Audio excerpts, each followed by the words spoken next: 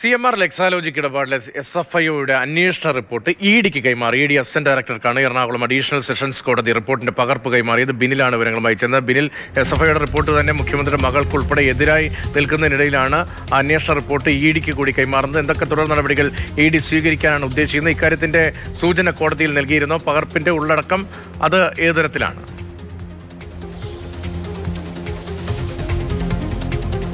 Ratheesh, SFI റിപ്പോർട്ടിന്റെ പകർപ്പ് മറ്റൊരു ഏജൻസിക്ക്, അതായത് എൻഫോഴ്സ്മെന്റ് ഡയറക്ടറേറ്റിന് അല്പം മുമ്പ് കിട്ടിയിരിക്കുകയാണ്. പകർപ്പ് അവർ ഇപ്പോൾ കൊച്ചിയിലെ ഓഫീസിൽ എത്തിച്ച് വിശദമായി പരിശോധനകളിലേക്ക് കടന്നിട്ടുണ്ട്. ഇതിലേറ്റവും പ്രധാനപ്പെട്ട കാര്യം മുഖ്യമന്ത്രിയുടെ മകൾ വീണ വിജയനെതിരെ അടക്കമുള്ള റിപ്പോർട്ടാണ്. ആ റിപ്പോർട്ട് കോടതി സ്വീകരിക്കുകയും അതിന്മേൽ ഈ പ്രതികൾക്കെതിരെ കുറ്റം ചുമത്തി തുടർ നടപടികളിലേക്ക് പോവുകയുമാണ് ചെയ്തിരിക്കുന്നത്. അതുകൊണ്ട് തന്നെ ഈ റിപ്പോർട്ടിൽ കഴമ്പുണ്ട് എന്ന് എറണാകുളം അഡീഷണൽ സെഷൻസ് കോടതി തന്നെ കണ്ടെത്തിയ സാഹചര്യത്തിൽ ഇഡിയെ സംബന്ധിച്ചിടത്തോളം ഈ എക്സാലോജിക് CMR ഇടപാടിൽ അവർക്ക് മുന്നോട്ട് പോകാനുള്ള ഒരു അവസരമാണ് ഉണ്ടായിരിക്കുന്നത്. ആ റിപ്പോർട്ട് പരിശോധിച്ച ശേഷം മുഖ്യമന്ത്രിയുടെ മകൾ വീണയെ ചോദ്യം ചെയ്യുന്ന അടക്കമുള്ള നടപടികളിലേക്ക് കടക്കും എന്നതാണ് ഇപ്പോൾ ഇഡി നൽകുന്ന സൂചന. നേരത്തെ തന്നെ ഇഡി കേസ് അന്വേഷിക്കുന്നതാണ്.